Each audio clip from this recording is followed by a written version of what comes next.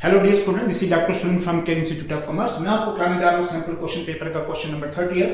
देखिए multiple choice का है।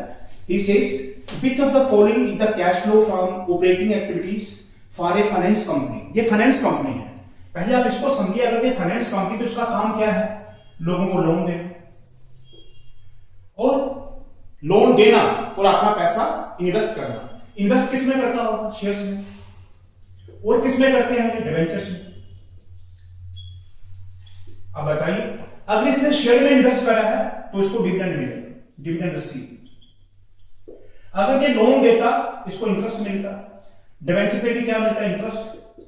आपको इसने तीन ऑप्शन दिए, चार। Conversion of debenture into equity shares. क्या उसका क्वेश्चन ये है कि ऑपरेटिंग एक्टिविटी का फ्लो है, कि कैश फ्लो ऑपरेटिंग एक्टिविटी का आपको बताना है। तो डिबेंचर को कन्वर्ट करेगा तो डिबेंचर आपके कम हो जाएंगे और इक्विटी शेयर बढ़ जाएगा। इसमें कैश इन्वॉल्व भी नहीं है, ना तो कैश आया और ना गया। डिविडेंड रिसीव जो है ये हमारा ऑपरेटिंग एक्टिविटी। क्यों?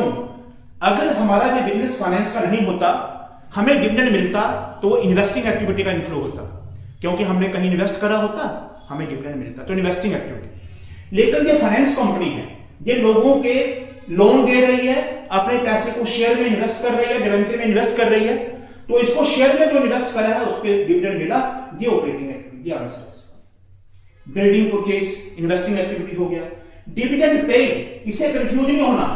डिविडेंड पेड हमारा ऑपरेटिंग एक्टिविटी नहीं है। क्यों? क्योंकि ये डिविडेंड कंपनी ने उन लोगों को दिया है जिन्होंने इस कंपनी के शेयर खरीदे हैं, जो शेयर होल्डर है। तो शेयर होल्डर को जो कंपनी पैसा देती है वो क्या होता है? Financing activity. क्या होता है? फाइनेंसिंग। क्योंकि इक्विटी शेयर कैपिटल कौन सी एक्टिविटी है? फाइनेंसिंग। तो ये फाइनेंसिंग एक्टिविटी का आउटफ्लो है, ये वाली एंट्री है। अब दूसरा क्वेश्चन, दिस इज 31। आपको ये दिया है complete the following comparative balance sheet. ये कंपैरेटिव बैलेंस शीट दिया है, ये क्वेश्चन है इसमें। ये आपको निकालना है, ये निकालना है, ये मिसिंग फिगर निकालना है, ये निकालना है, राइट? करंट एसेट्स ये मिसिंग है। बताइए, अगर ये फिगर एब्सोल्यूट चेंज होता है, एब्सोल्यूट चेंज अगर पॉजिटिव हो, इसका मतलब 2025 की फिगर 2024 से ज्यादा है, तो बताओ 6 लाख प्लस 3 लाख कितना होगा? 9 लाख। आप करके देख लीजिए, 9 lakh minus 6 lakh equal to 3 lakh. अब परसेंटेज में चेंज क्या आएगा? परसेंटेज आपकी 6 लाख की फिगर, ये बेसिक फिगर है, इस पे इंक्रीज हो गया 3 लाख, तो परसेंटेज लगाएं 3 lakh upon 6 lakh into 100, 3 upon 6 into 100, this is 50%। ऐसा। दूसरा, नॉन करंट लायबिलिटी, ये 3 लाख है, इसका 0 है, यानी कि बीच का डिफरेंस इसका कोई नहीं है, तो ये भी 3 लाख ही होगा। 3 lakh minus 3 lakh equal to 0, और परसेंटेज भी 0 ही आ जाएगा। अब आगे बताएं, this is dash 3 lakh 2 lakh, यानी कि ये वाली फिगर इस फिगर से 2 लाख ज्यादा है, तो इस फिगर से इसको माइनस कर दीजिए, ये आ गया 1 लाख। वेरीफाई करके देख लीजिए, 3 lakh minus 1 lakh equal to 2 lakh. अब ये 2 लाख का इंक्रीज कितने पे हो गया? 1 लाख पे, तो इसको ऐसे करिए 2 upon 1 into 100, this is 200%। Comparative statement होता है, ये हॉरिजॉन्टल एनालिसिस होता है, हॉरिजॉन्टल ऐसे। अब आप इसका टोटल करिए, दिस इज 10 लाख, इसका टोटल करिए 15 लाख। कितना इंक्रीज हो गया? 10 से 15 लाख, 5 लाख। ये कितने परसेंट हुआ? 5 lakh divided by 10 lakh into 100, this is 50%। 10 का 15 हो गया, तो 5 अपॉन 10 इंटू 100 करके देख लीजिए, दिस इज 50% ओवरऑल। अब आइए नीचे, जब आपका लायबिलिटी का टोटल 10 लाख हो तो असेट का टोटल भी 10 लाख ही आएगा। इसको नीचे लाएं, ये लायबिलिटी को आपने असेट में ट्रांसफर कर दिया, इसमें से इसको माइनस कर दें तो करंट असेट निकल आएगा 10 lakh minus 7 lakh, this is 3 lakh. ये दो फिगरें हमने ढूंढ ली। अब आइए आगे, इसका इंक्रीज 50% है। बताओ 7 लाख का 50% क्या होगा? 7 लाख का 50%, 7 लाख इंटू 50%, दिस इज 3,50,000। तो इसका वैल्यू कितने परसेंट बढ़ा?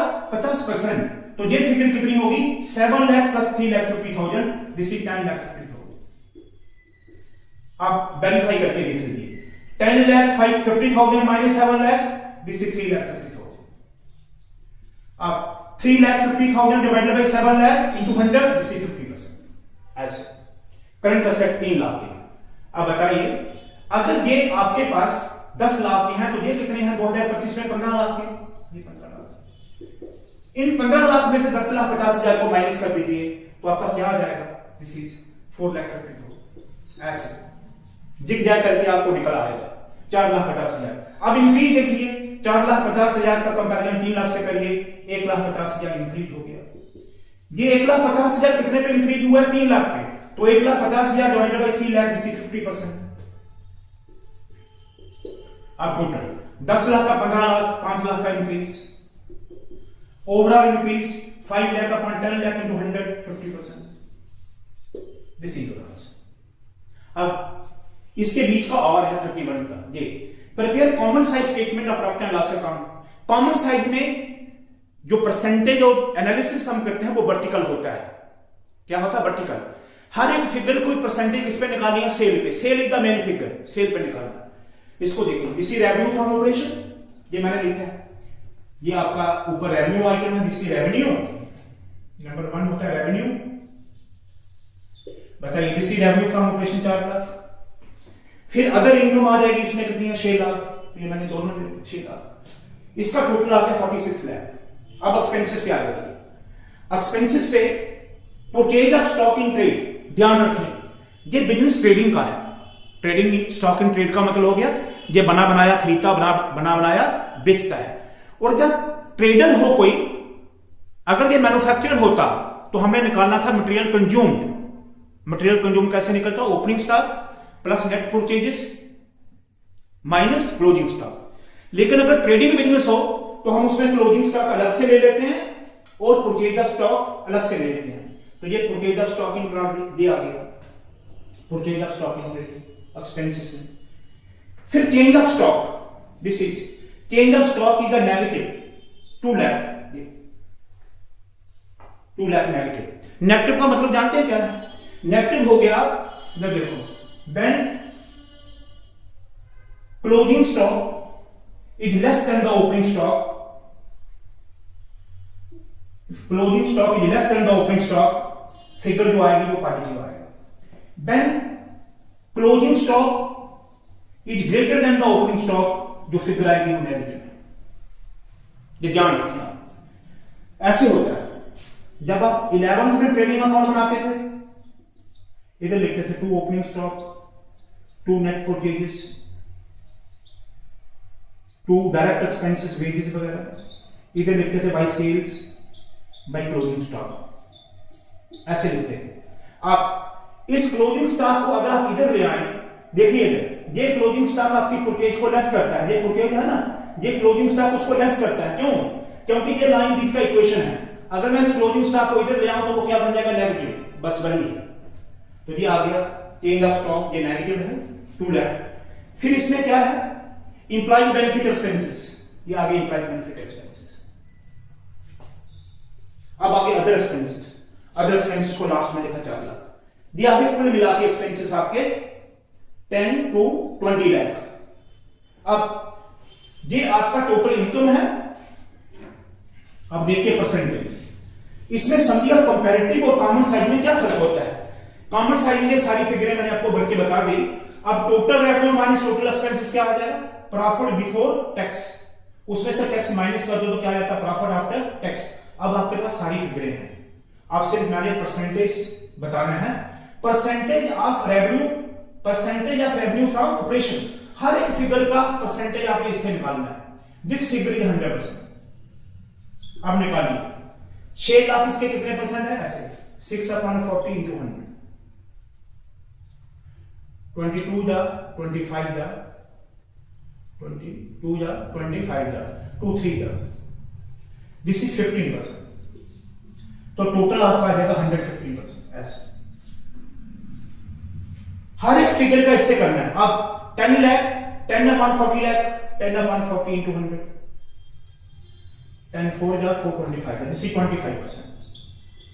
हर एक फिगर का परसेंटेज किस पे निकालना है? सेल पे। ध्यान रखें 2 lakh negative, 2 lakh upon 40, this is 2 upon 40 into 100. 220 का 25 का 5%. This is negative 5%. 8 upon 40 into 100. This is 8 upon 40 into 100. 8 5 का 520. This is 20%. 4 upon 40. This is 10%. This is 20 upon 40. 20 upon 40. 1 by 2 हो गया, ये 50%. फिर 26 upon 40 करके देखिए. This is 26 upon 40 into 100. 22 the 25 the 213 the. This is 65%. फिर 13 इसका आधा हो गया. This is 32.5%. फिर ये प्रॉफिट आफ्टर टैक्स, ये भी 30 लाख है, ये भी 32.5%. ये क्या सीखा आपने कि कॉमन साइड में हर एक फिगर का परसेंटेज हम किससे निकालते हैं? सेल्स. और कंपैरेटिव में हॉरिजॉन्टल एनालिसिस होता है. मैंने अपने पहले वीडियो में जब आपको ये दोनों का डिस्टिंक्शन बताया था तो भी मैंने करवाया था. ये आसान ये मुफ्त के नंबर देने वाला फाइनेंशियल एनालिसिस का क्वेश्चन होता है. प्यारे बच्चों, ऐसे ही दिखते हैं. इसके आगे के क्वेश्चन आगे वाले वीडियो में, और पीछे के क्वेश्चन आपको जो भी देखने हैं वो पास्ट वीडियो में देखिए. चैनल को सब्सक्राइब करिए, लाइक करिए, प्लीज इंस्टा को फॉलो करिए, देखते रहिए.